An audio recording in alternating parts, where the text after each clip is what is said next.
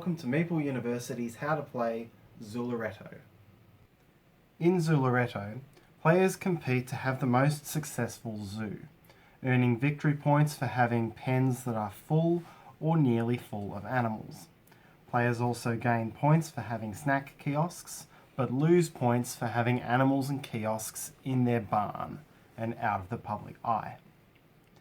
The game is played by drawing these tiles out of a common supply, and the game ends in the round where there are 15 or fewer such tiles remaining. To set up the game, firstly set up the stacks of square tiles. Pick the number of species corresponding to the number of players. It should be 6 for a 3-player game, 7 for a 4-player game, and 8 for a 5-player game. I'll talk about the 2-player variant at the end of the video, as there are a few other rule changes which correspond to that game. It doesn't matter which of the species you pick, as they all play the same, although the lions, which come with the King of the Beasts re-release in 2014, and the leopards, which came in the original game, look pretty similar, so it's recommended to drop at least one of those two. There should be 11 tiles for each species. Then shuffle all those tiles up, as well as the 12 coin tiles and the 12 kiosk tiles.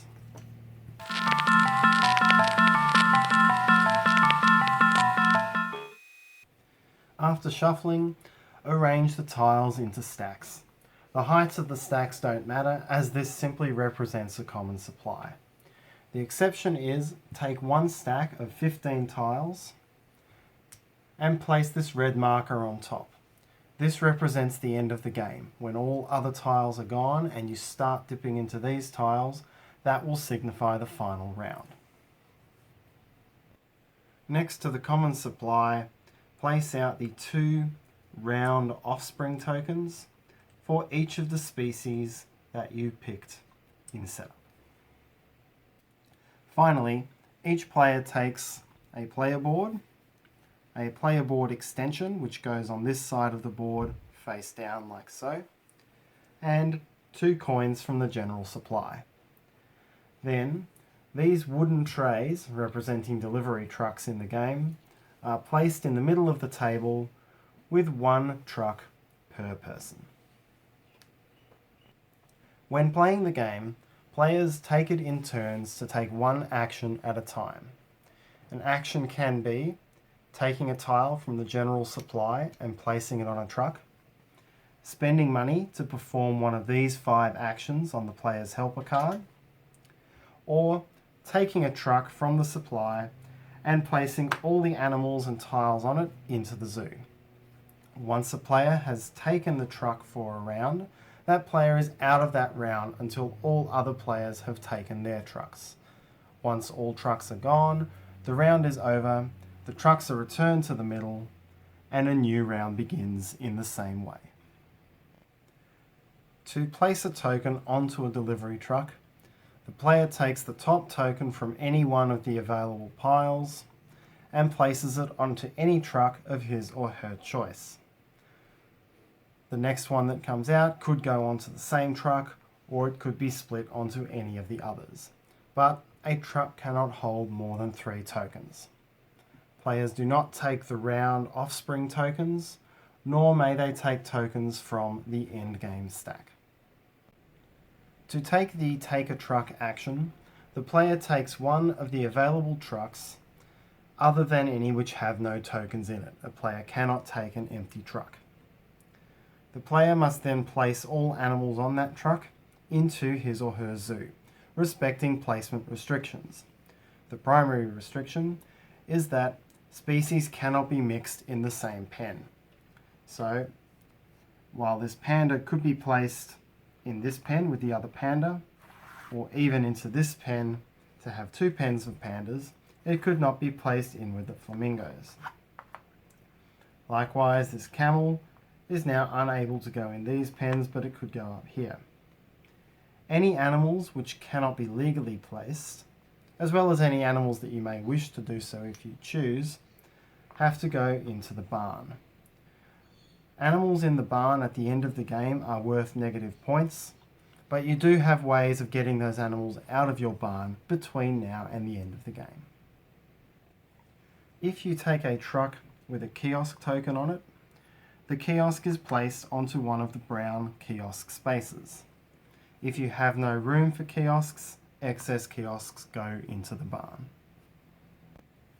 If you take a truck with a coin token, immediately cash that token in for a coin from the bank. There are then 5 money actions available in the game. That is, actions which a player spends money to perform. These are to move a token, to exchange 2 species, to purchase a token from another player, to discard a token, and to expand your zoo. To move a token, a player spends 1 coin to the bank to move any one token from one place on their board to another. This must follow the normal placement rules that would occur when taking a truck. So a coin could not be spent to move this leopard into a camel pen, but the coin could be spent to move this camel into the camel pen. Alternatively, you could move a kiosk around your zoo, or you could take this camel out of your pen in order to create space for another species. To exchange 2 animal species, pay 1 coin to the bank. Then choose 2 regions in your zoo, either pens or the barn, and exchange all animals of 1 species in each of those locations. So for spending 1 coin here, you could switch these 2 camels with these 2 flamingos.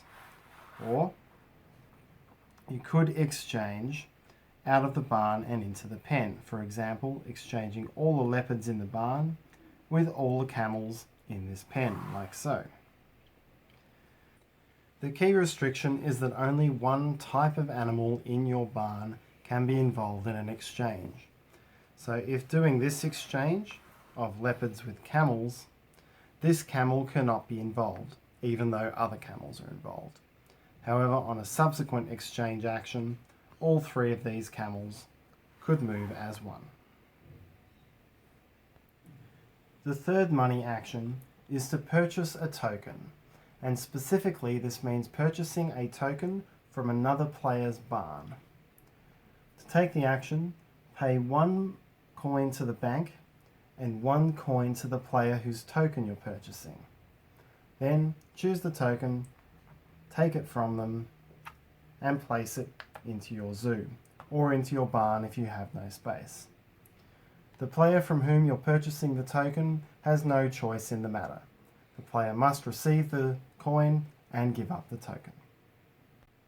This action cannot be used to purchase a token from another player's pen. The fourth money action is to discard a token from your barn. Pay 2 coins to the bank, take a token from your barn, and discard it from the game. This is a relatively high cost, but it is a way of avoiding the negative victory points that come with tokens in your barn. The final money action is to expand your zoo. Pay 3 coins to the bank and flip over the board extension. This gives you an extra 5-spot pen and 1 extra kiosk spot. So each player takes it in turns to take one of these 7 actions: adding a tile to a truck, one of the 5 money actions, or taking a truck and filling their zoo. Once a player takes a truck, that ends that player's involvement in this round, and once all the trucks have been taken, the round is over.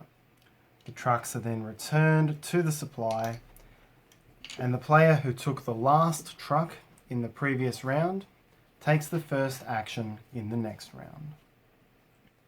There are 2 additional special effects which can occur during the game.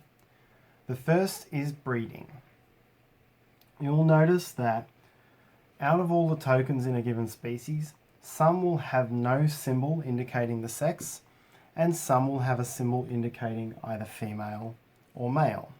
There will be 2 females and 2 males in each species. When you put a female and a male together in a pen, they will immediately produce an offspring. These are represented by the round tokens. So the moment that this panda is placed with this panda, they will produce an additional baby. Note that the placement of the tokens in the pen does not matter from a breeding perspective. As in, if these pandas were arranged like this, they would still produce an offspring. They don't need to be adjacent. Each animal can only breed once. So if the other female panda were placed into this pen, it would not produce another offspring with that male. You would need to get the other male. When a breeding pair is created in a pen which is full, they will still produce an offspring, but that offspring has to be placed into the barn. Finally, animals will only breed in pens.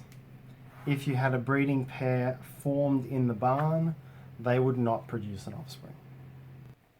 The other special effect which can occur during the game is what happens when an enclosure is completely filled. When filling an enclosure, the player immediately gains the number of coins shown next to the pen.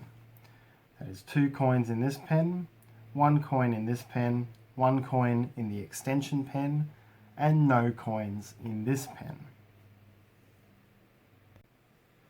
The only exception to this rule is if the player filled a pen by using the exchange 2 animal species action.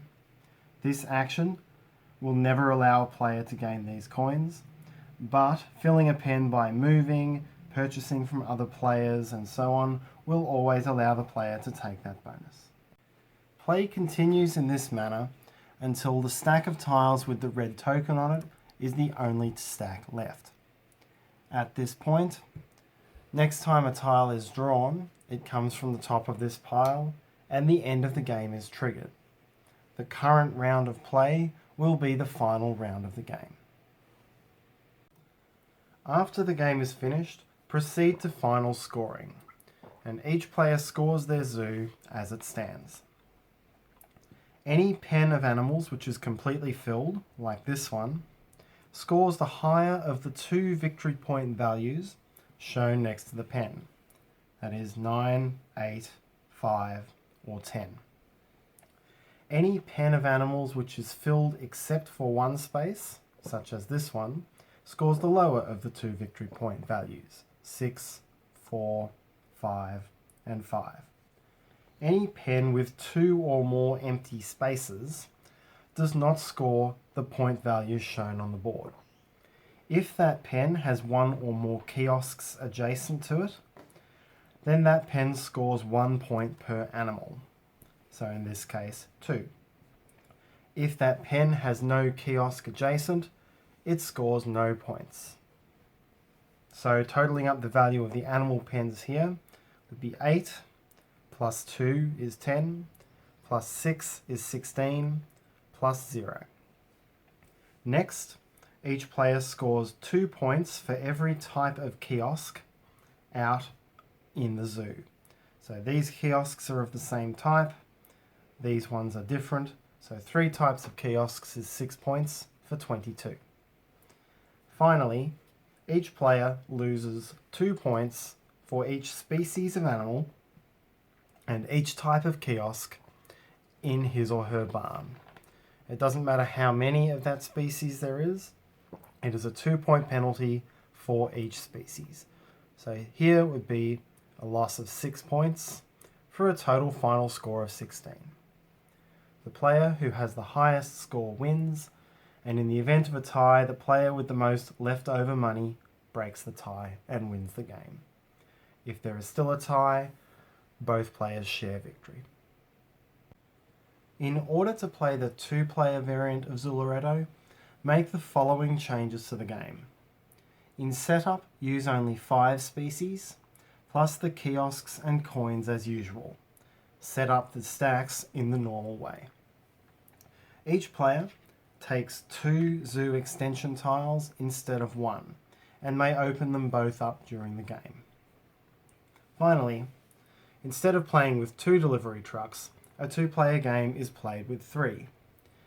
However, one of the trucks takes a face down token blocking off one of its spaces, and the other truck takes 2 face down spots blocking off 2 spaces. So effectively we have one truck with only 1 slot, one truck with 2 slots, and one truck with 3 slots. Players will draw tiles out onto the available slots as normal, and at the end of the round, once both players have taken a truck, there will be 1 truck left over. Any face-up tokens on that truck are discarded from the game. The face-down tokens remain in place in order to keep those spots blocked out for the entire game. And that's how to play Zooloretto. I hope you enjoyed the video, and I hope you enjoyed playing. Please subscribe to our channel if you want to hear more from Meeple University.